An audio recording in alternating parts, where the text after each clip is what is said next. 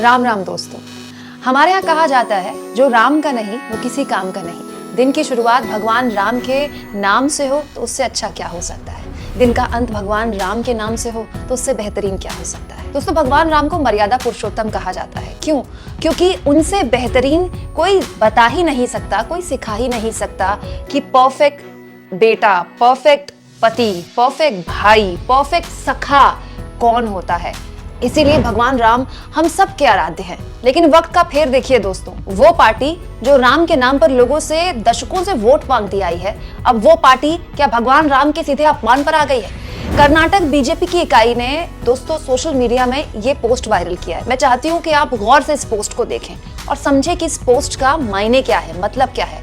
भगवान श्री राम के बाल अवतार को दिखाया गया है इसमें, जिसका हाथ पकड़ा है किसने? पीएम मोदी ने।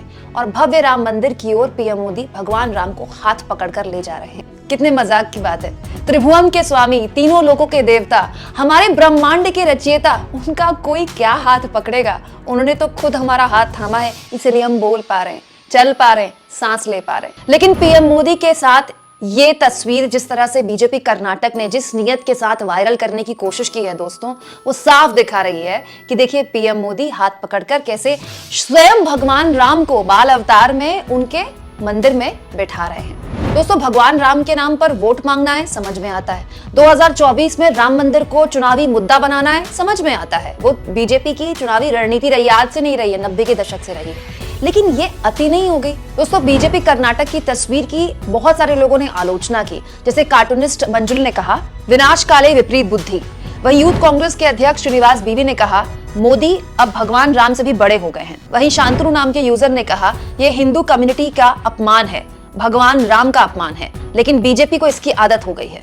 जल्दी जल्दी में राम जी का कद छोटा किया या जानबूझकर। श्वेता सोनी ने लिखा, डिस्गस्टिंग, भगवान राम का अपमान करने की हिम्मत कैसे हुई। डॉक्टर गौरव कुमार लिखते हैं, क्या यह भगवान राम का अपमान नहीं। डॉक्टर नजमा ने लिखा, मंदिर मोदी जी का बन रहा है या राम जी का। दोस्तों, बीजेपी को इस ट्वीट से पहले समझना चाहिए कि भगवान राम का जो भव्य राम मंदिर बन रहा है अयोध्या में, वो सुप्रीम कोर्ट के आदेश के बाद बन रहा है। और जो ट्रस्ट ये मंदिर बना रहा है उसमें आपका मेरा करोड़ों भारतीयों का पैसा लगा है, हमने दान किया है। हालांकि हमारी की क्षमता नहीं है कि हम भगवान को दान करें, भगवान ही हमें देते हैं और उसी कृपा से हम भगवान के मंदिर में थोड़ा बहुत जितनी हमारी क्षमता है हम चंदा देते हैं। उसी चंदे से ये भव्य राम मंदिर बन रहा है, इसमें बीजेपी का पैसा नहीं लगा है। दोस्तों, सरकारें तो आती जाती रहेंगी, विचारधाराएं समाज की बदलती रहती हैं, आती हैं जाती हैं, लेकिन हमारे आराध्य, हमारे ईश्वर तो हमेशा थे, हमेशा हैं, हमेशा रहेंगे। हम नहीं थे तो भी थे, हम हैं तो भी हैं, हम नहीं रहेंगे तो भी हमारे आराध्य तो रहेंगे ना। तो क्या हमारे आराध्य के, हमारा जिनकी हम पूजा करते हैं, जिनसे हम हैं, उनका इस तरह से अपमान करना या उनका इस तरह से चित्रण करना ये ठीक है क्या?